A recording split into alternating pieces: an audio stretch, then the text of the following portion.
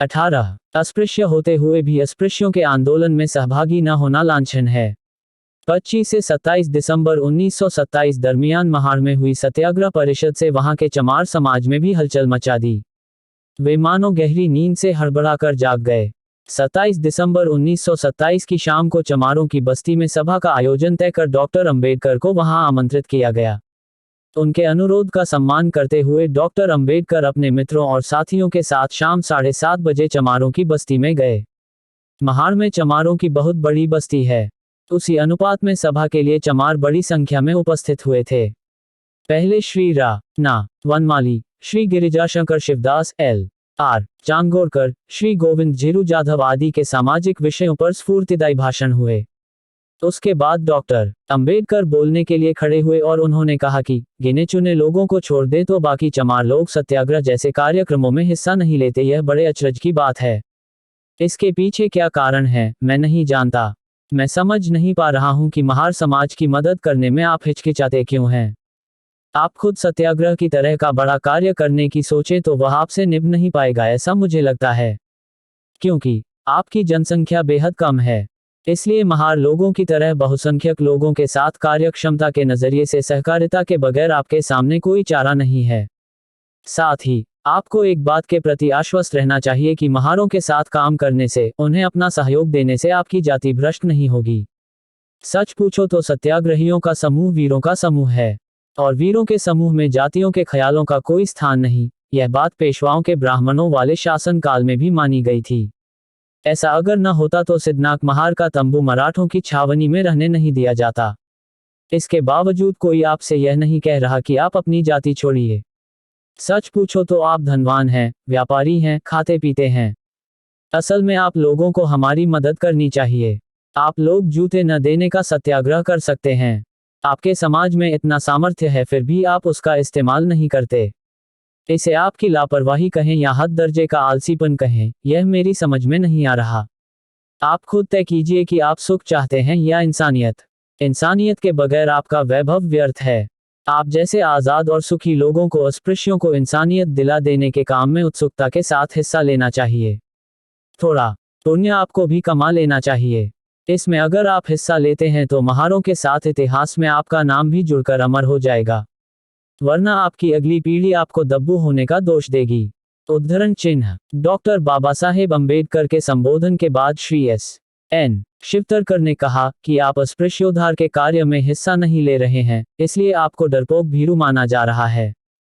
आप अपने कर्तव्य से चूक रहे हैं।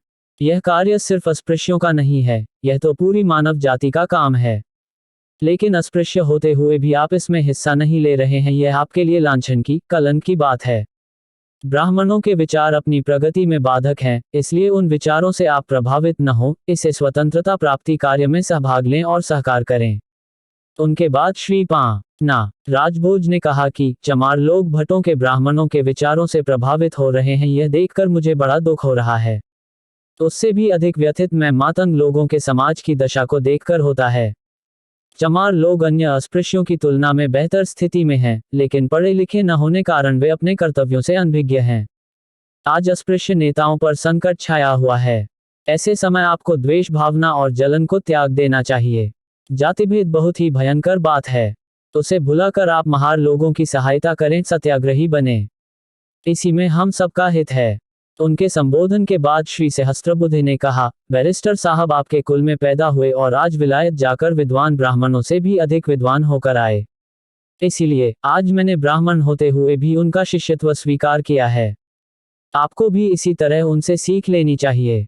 जातिभेद को खत्म करें और अस्पृश्योद्धार के काम में सहयोग करें।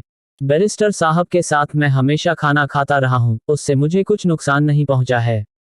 खाने पीने के भेदभाव को आप लोग बेकार में तूल ना दें। उसके बाद श्री वनमाली ने कहा, आप लोगों ने सत्याग्रह में हिस्सा नहीं लिया, इस बारे में मुझे बहुत अफसोस है। अपना कर्तव्य निभाने का यह मौका बेकार ना गंवाएं। कर्तव्य निभाएंगे तो इतिहास में आपका भी नाम अमर होगा। इस प्रकार भाषण हुए। उसके बाद चायपान हुआ और अध्यक्षों के प्रति धन्यवाद अर्पण करने के बाद करीब 9 बजे सभा बर्खास्त हुई। डॉक्टर बाबा साहेब अंबेडकर के साथ आए लोगों के चमारों की बस्ती से लौटने के बाद रात 10 बजे एक बार फिर सत्याग्रह परिषद की शुरुआत हुई। धुले जिले के खादी प्रसारक मंडल के आद्य प्रवर्तक रा देव का व्याख्यान तय था। उनके आने में थोड़ी देर होने के कारण श्री गणपतबुवा जाधव का और श्री काम्बले का भगवान और भक्त विषय पर हास्य से भरा कीर्तन हुआ, जो करीब आधे घंटे 15-15 मिनट चला। लोगों पर इसका काफी असर हुआ। रा देव के भाषण के बाद परिषद के काम की शुरुआत हुई। पहले श्रीयुत वामनराव पत्की और कमलाकर टिप्पणीस इन दो कायस्थ जाति के युवकों को धन्यवाद देने तथा सम्मान स्वरूप सत्याग्रह समिति की ओर से उन्हें सोने की अंगूठियां अर्पण करने का प्रस्ताव रखा गया। इस प्रस्ताव पर श्रीयुत संभाजी गायकवाड़, गोविंद रामजी आड़ेका हवलदार और श्रीयुत मोरे के भाषण हुए। इसी प्रस्ताव पर बोलते हुए डॉक्टर अंबेडकर ने कहा कि इन दोनों युवाओं का काम उनके कुल और जाति को शोभा देने वाला ही है। ब्राह्मण वर्ग द्वारा कायस्थ लोगों पर कमतरी का ठप्पा लगाकर उन्हें हीन मानने का काम कईयों बार किया, लेकिन हर बार उन्होंने इन हालातों का सामना कर ब्राह्मण जाति के इस काले कारनामों पर अंकुश लगाया। समता की लड़ाई लड़ चुकी कायस्थ जाति को समता की लड़ाई लड़ने वाले अस्पृश्य समाज के बारे में सहानुभूति महसूस कर इस कार्य में उनका सहयोग देना स्वाभाविक है। उसके बाद श्रीयुत कमलाकर टिप्पणीस और श्रीयुत पत्की के इसके लिए आभार व्यक्त करने वाले भाषण हुए। उसके बाद महाड़ म्यूनिसिपालिटी के अध्यक्ष रा सुरेंद्रनाथ टिप्पणस बोलने के लिए उठकर खड़े हुए। हिंदू धर्म की रक्षा के लिए अस्पृश्य वर्ग की कितनी जरूरत है, इसका उन्होंने विस्तार से वर्णन किया। उनके बाद बोलते हुए श्री रा शांताराम पोतनीस ने कहा, सभी गुर्जर और ब्राह्मण समाज अगर पलट भी जाए तब भी हम तन मन धन से मदद करते रहेंगे। कायस्थों में से कुछ पुराने लोग भी आपके विरोध में हैं, लेकिन हम रत्ती भर भी उनकी परवाह नहीं करते। चवदार तालाब पर जाने के लिए अस्पृश्य लोगों को जब तक इजाजत नहीं मिलती तब तक मैं भी वहां पर पानी नहीं पीऊंगा। इससे अगला प्रस्ताव डॉक्टर अंबेडकर ने खुद रखा। वह कुछ इस प्रकार था, सत्याग्रह परिषद के लिए जिन्हें नियुक्त किया गया है उन प्रचारकों को रा शिवराम गोपाल जाधव, संभाजी तुकाराम गायकवाड़, भाव बालू वारंकर, पंढरीनाथ रामचंद्र आसूटकर, भाविकनाथ बुवा फलानकर और पांडुरंग महादेव वोवकर ने अपना काम बेहतर ढंग से पूरा किया है, इसलिए यह परिषद उनके प्रति आभार प्रकट करती है।